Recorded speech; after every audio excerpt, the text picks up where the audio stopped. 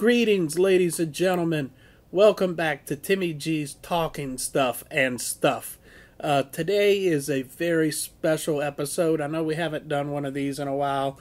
We're going to forego my theme song and the usual silliness at the end, just for the nature of this, as we're going to be paying tribute to my mother, who passed away 1 year ago today. The world lost a beautiful flower child and an amazing woman, a woman that the world is a little worse off for losing. But we're here to pay tribute, not to mourn, but to celebrate. I am actually wearing right now my Halloween costume for this year, which is a tribute to my parents. If you hadn't guessed it already, the people on my headband, that is my mother, my father, and my Aunt JoJo. So I had this custom made specifically for this costume, as I'm paying tribute to them for Halloween this year. But let's not waste any time. Let's talk.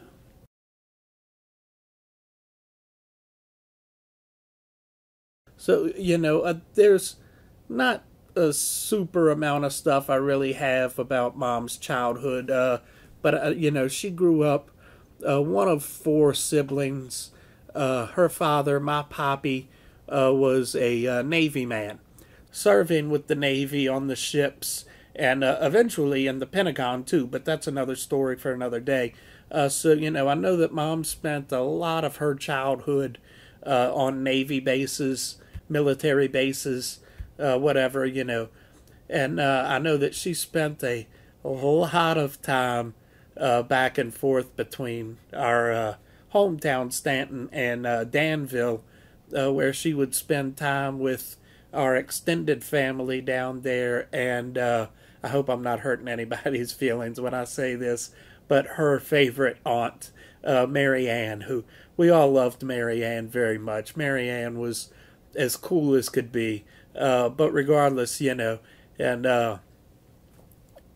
I know my mother, she also loved her grandmother, whose hair was just as long, as long as the longest summer, winter, whatever, But, my mom was, for many, many years, grew her hair and refused to cut it in tribute to her grandmother, And it was beautiful. She did eventually begin cutting her hair in her later life, just because it was getting in the way, and she got tired of messing with it, but that's another thing. But at any rate, at some point as my mom was coming of age, I know she actually lived in had an apartment in what is now the Woodrow Wilson birthplace back in Stanton. She loved to tell that story, and it was so cool, it was Woodrow Wilson's birthplace, and she had an apartment there by Old Woody. But she eventually got so tired of dealing with things around here that she moved to California for a while, and I believe that is where she finally quit smoking cigarettes. There's a funny story. She was, my mom was the quintessential flower child. Mom was the flower child. Dad was the Rolling Stone who stopped to look at the beautiful flower, when they met. But this was before that. Mom moved to California, and she decided she wanted to give up her cigarettes. And so what she would do is she would sit there in the morning and just roll as many joints as she possibly could. She'd have like a stack of joints, and every time she got the urge to smoke a cigarette, she'd smoke a joint. So she said, after doing that for a few weeks, she didn't want to ever smoke anything again. So I imagine that was probably pretty pretty intoxicating. Eventually, she would make her way back to Virginia, back to Stanton, where she would meet my dad I believe, if I remember the story correctly, at a stoplight. My dad winked at her or something, and ended up following her. I know it kind of sounds creepy, but it wasn't really. But so eventually, they got together, became a thing, and the rest kind of writes itself, at least as far as people who know me and know my family go. But most of you guys don't know that, so that's who I'm here to tell these stories to. But eventually, Mom got pregnant, as kind of quintessential story there, couple story there. So they almost didn't get married. Mom was pregnant with my oldest brother, Mike. Dad didn't want to seem like he was only going to marry her because she was having his baby. Mom didn't want to just marry Dad because she was pregnant, but they both loved each other. And so, they were eventually decided that they were both being fools, and, decided to go ahead and get married. And they were together. They stayed together, faithful and loyal, until the day she died 1 year ago today. And, that is beautiful. That is a awesome, shining example of love and loyalty and faithfulness at its purest. It's not like they didn't have their problems over the years. I know they had a shitload of problems in just dealing with me. But that's another wave and another ocean. But, but they stuck to each other through thick and thin. And, that's just beautiful. So eventually then my brother Dave was born in 76. And then here comes 1978. And they end up with me. Here they are with 3 children. We're not super poor, but we don't really have money either, if that makes sense. They had enough money that they didn't qualify for government assistance of any kind, but not really enough money to live comfortably at all. I mean, we were down on money enough that Mom basically made our foods from scratch. Back then it was, believe it or not, cheaper to make your food from scratch and to eat fresh foods than it was to go out and buy TV dinners. I don't know how that got twisted around in modern times, but it is what it is. But at any rate, some of my fondest memories as a child was going out in the backyard and collecting mulberries out of the mulberry bush and bringing them back in, and Mom would make mulberry pancakes, and it was awesome. If you've never tried that before, putting mulberries in your pancakes, try it. It's actually really, really good. But at any rate, that was came about the time I was still in diapers, around a year old. Was one of Mom's 2 favorite pictures of me, which I'll probably put on the screen right now, is a picture of me playing piano. She loved that picture because she said she knew that I was going to be a musician. The way that I would sit at the piano and just pick out individual keys. I'm not sitting there like the other kids just banging on it, make noise, I'm actually sitting there trying to pick out little melodies. And so Mom said she knew that I was going to be a musician. And of course, lo and behold, she was right. Music is one of my greatest passions. So, I got to about 5. This brings in my mom's second, or the other of my mom's favorite 2 pictures of me, which was when I had my brain injury. I was 5 years old about, and, there was a bicycle accident. I'm not going to get into too much detail about that, but suffice it to say, I got my head bashed in as part of the accident, and, it really screwed things up. We didn't know back then, the long-term effects that it would have. But, that's regardless.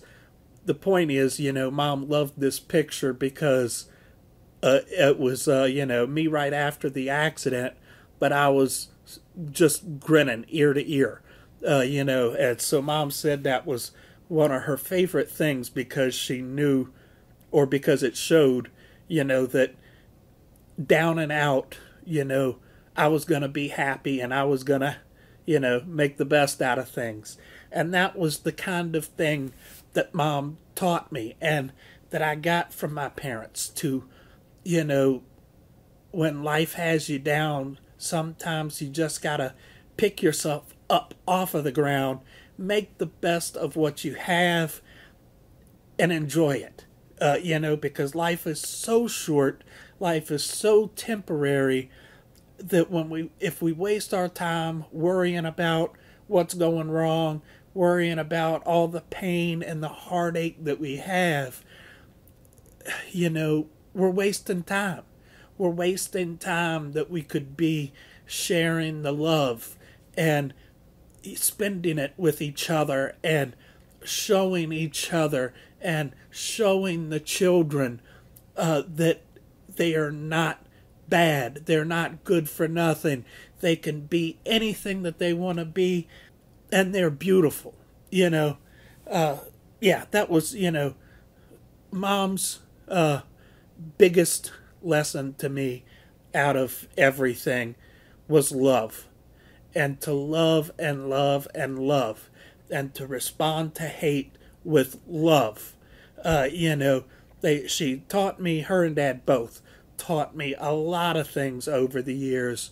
And love was the foremost, most important thing, that they drilled into my head. You just gotta have love.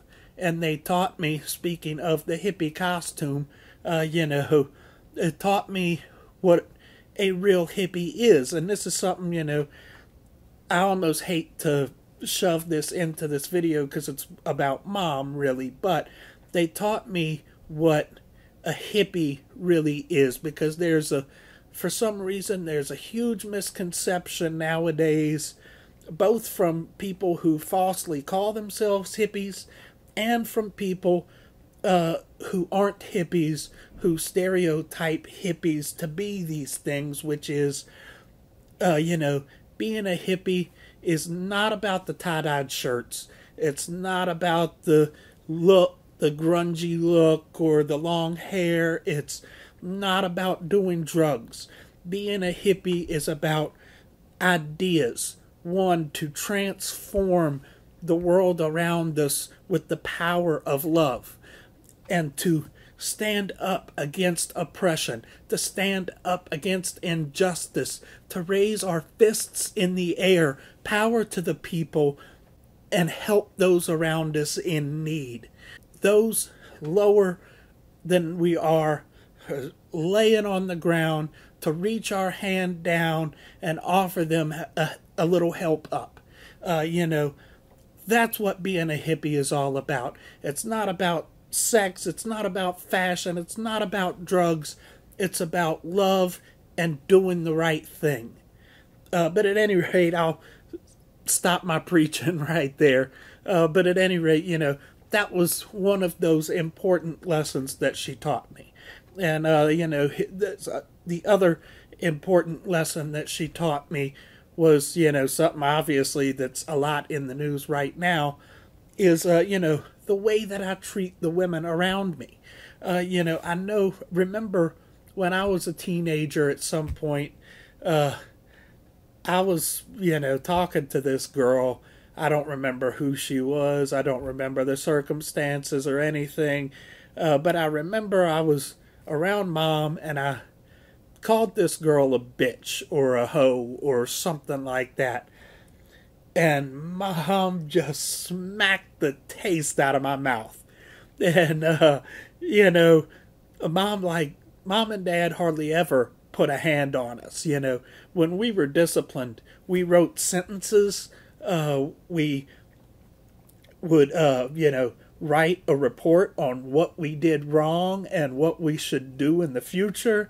I remember with my brother Mike one time, they actually took all the toys and everything out of his room, and for like a week or something, I don't remember how long, they, made him stay in his room and would actually bring his dinner to him in his room.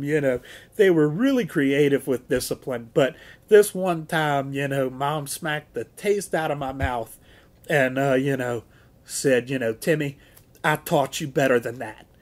And at the time, of course, I didn't like it, but who likes it right after they've been smacked? But but she taught me, and that lesson stuck with me.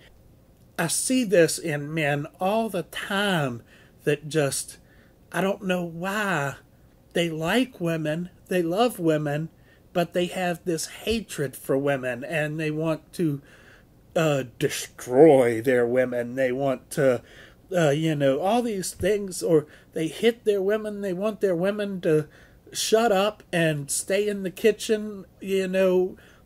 All these derogatory ideas that you have about that. I've met guys like that, and I don't understand it for the life of me. And I am grateful and loving of the love from my mother for not being able to understand that, because I don't want to understand that. I don't want to be like that. Women are not above me. Women are not below me. Women are, they're people, I'm a person. They're a person. It doesn't matter what our gender or genders is. It doesn't matter if a person is straight, gay, transgender, pansgender, cisgender, robogender, whatever. We're people. And that's the most important thing. And to treat people like people, and even beyond people. Animals. My mother loved animals. We've had cats pretty much my entire life. Later on, as I was getting toward the end of my teenage years, we got a dog, and of course Mom loved those dogs. First we had Samson, then we had Friend came into the family, and then eventually Lucy. But Mom loved those dogs. She loved the cats. She always taught me to treat life with respect and to treat life with love. And, and then, of course, she also taught me the importance of family, and sticking by family. We used to have, when I was younger, we used to have basically 2 family reunions, every couple or 2 or 3 years, we'd have a family reunion on my dad's side, and we'd have a family reunion on Mom's side over in Danville. And, we had some of the coolest times out there. We had some bad times out there. Sometimes us kids get together, we start playing sports, gets a little too competitive. It is what it is. But we always came together as a family, and Mom was instrumental in teaching me the importance of that. And I'm grateful for all of those things every day of my life that they taught me.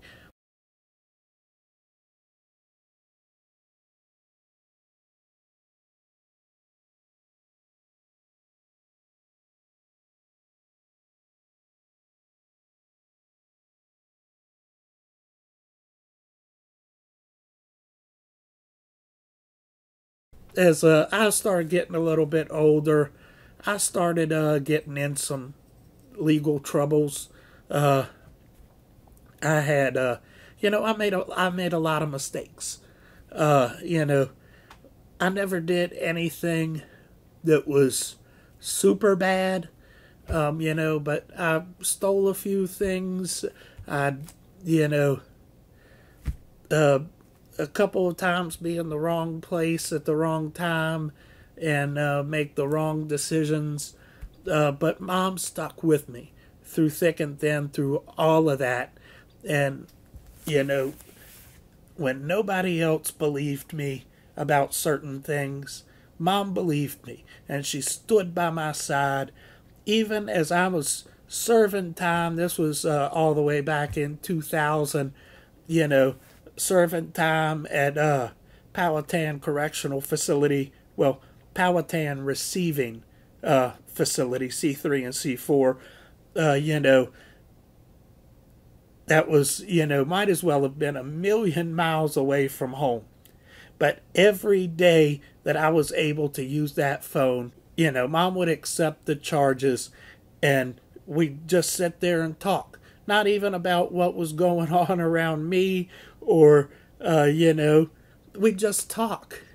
And almost every weekend, her and Dad would be there with, you know, bells and whistles on, I guess, you know. But, you know, they showed me that, you know, that they supported me.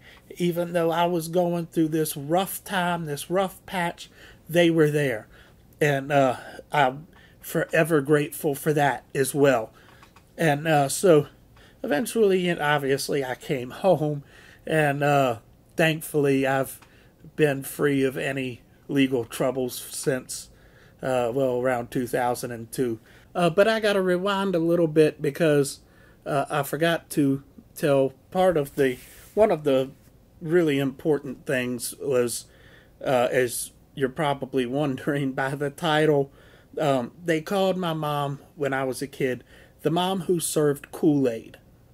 And the reason for that is our house was the getaway for kids. You know, neighborhood kids would come over, play, friends would come over and play, kids who were having problems would come over. Mom was always quick to give, if you had something going on at home and needed to talk to somebody about, Mom was quick to give you a glass of Kool-Aid and sit down and help you figure out your problems and what you could do about it. You know, I remember having several of my friends that were having trouble at home and would sit down and just cry and cry and cry to my mother. And Mom would sit there through the whole thing, you know, talk to them and, you know, really helping them out. Even if it was just to offer a shoulder to cry on. You know, there was also a couple kids who actually ran away from home and came to our house, and Mom knew exactly what to do. You know, she helped the kids out. She didn't just shelter the kids. She, you know, actually was in touch with like social services and places to help figure it out, you know. Mom was great about that. We had, of course, I'm not going to get into details about what was going on with them, but we actually did take in a couple girls when I was really, really, really young because, you know, they were having some problems, and so Mom fostered these girls for a little while. I'll put up the family photo here. I know that Heidi is not in the picture, but that's was our foster sister, Kim. I haven't seen Kim in ages. I hope that her and her family is doing well, of course. But, you know, so, you know, kids would come over. Mom would serve Kool-Aid, you know, in the absence of problems, of course, you know, we'd all get together, have fun. We had basically a huge field in the backyard because we had a big yard that connected to the neighbor's backyard, who always let us use their backyard. We would have little baseball games back there, play football, freeze tag, you know, we'd have a blast out there. Our home was the spot, and Mom always had a jug of Kool-Aid ready, you know, so that's why Mom is the mom who serves Kool-Aid. But at any rate, let's get back into, as I was coming home, I was released from Stanton Correctional Center, was it April 4th, 2001. And unfortunately, when I came home, I would end up getting myself strung out on methamphetamines for a little bit. And, that was one of the few times that, my mother ever called any type of authority figure on me. The other times were because I was, trying to hurt myself. So that's a different thing. But, but the methamphetamine thing was actually kind of the same because, I was in really bad shape. Mom didn't know that I was using meth. But I had been up for like a week. I was down to about 120 pounds, and Mom didn't call the police, but she called my probation officer. We had a really good relationship with my probation officer. He was a really super nice guy, and so Mom called him, said, I don't know what's going on with Tim, but, I think you should come take a look at him, basically. And that would end up being the last time I've ever been in jail, knock on wood. And the only reason he locked me up that day was because, as he told me, he was afraid that I was going to end up killing myself on that stuff. So that was November 7th, 2002, and I've been clean of that stuff ever since. That was actually a good thing at the end of the day. So, over the years, my mom had been developing migraine headaches. This started, long before 2002, but, it always gradually increased. And they tried different things, pinching nerves, and sometimes they'd do something and it would help for a little bit, and then it would, kind of taper off eventually. And, I don't know what to say other than, it sucked. And Mom was always sick. Every once in a while she'd get up and, come do things. Despite how sick she was always quick to take me to appointments and to come get me when I needed something. She would, when I had, with my current cat, Mr. Patrick, wherever he's at, he was dealing with stuvite crystals, damn near killed him. And Mom, despite being sick, Mom was quick to head into town and come take him to the vet right away. And a good thing because, like I said, he almost died by the time we got him back to the vet. But thankfully, they were able to save him. And a big part of that is because Mom was there to get us to the vet. Unfortunately, I don't have a car. I don't have the only type of transportation I really have is, other than family and people willing to take me places, is public transportation and the bus system. But regardless, so Mom tried her best to not let her migraines and sickness get in the way of things. But her other problem was high blood pressure. And if you know anything or have experienced it yourself, migraines and high blood pressure are a really, really, really bad combination. The high blood pressure just intensifies the migraine and increases your chances for a stroke. And the doctors have got her on Percocets, Oxycontins, Vicodin, and that will help increase the risk of stroke. So it got to the point that I decided, knowing the stuff that I know, I went and I bought my mom a bag of pot.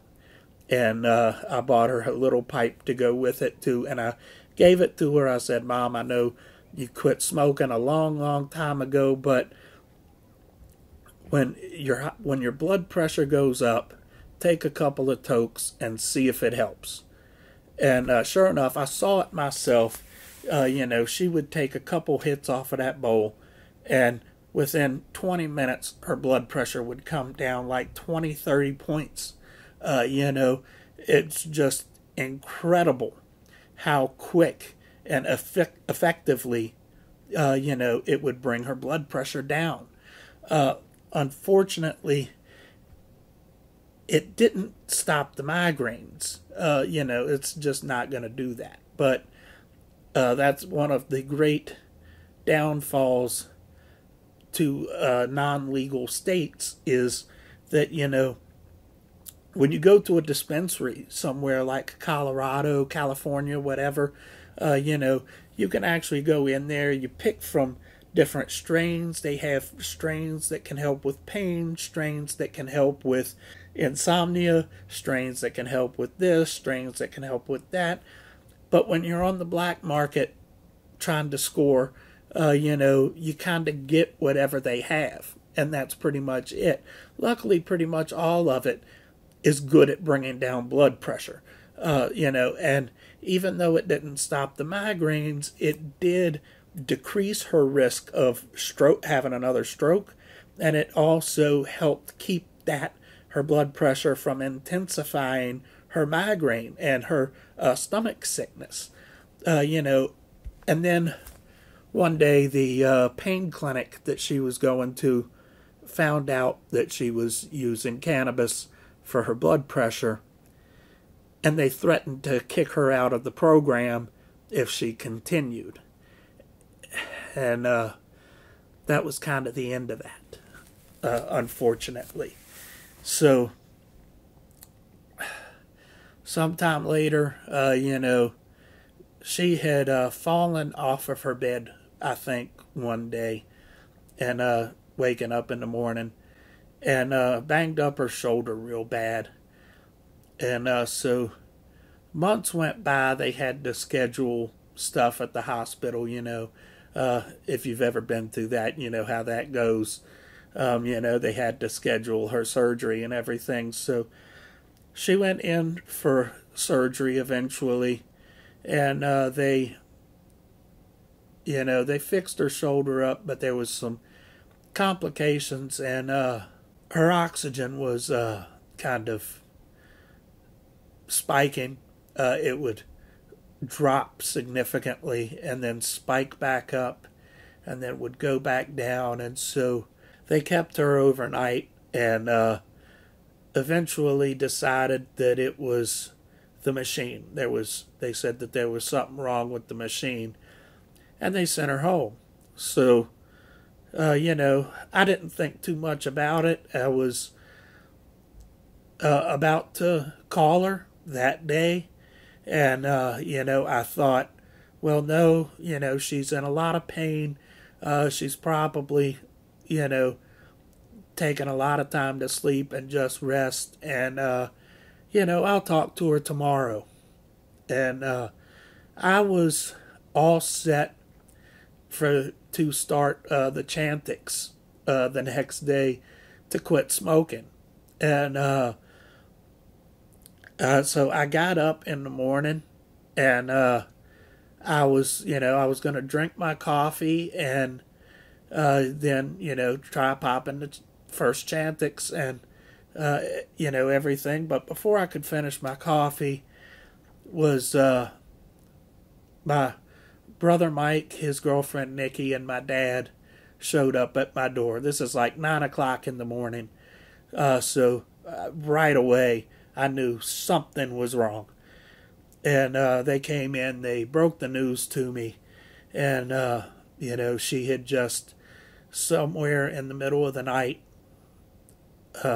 she went to sleep and just stopped breathing.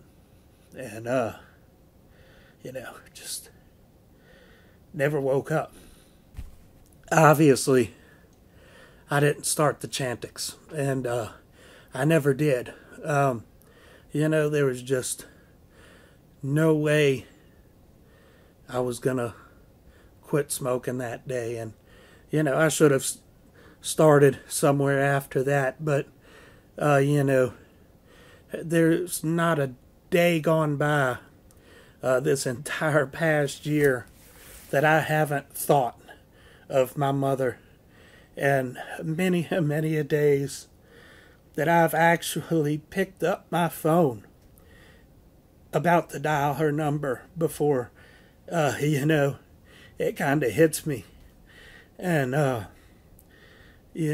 faced adversity over the years. I've dealt with a lot of things. I've been to prison. I've been beaten up. I've had a baseball bat taken to my knees.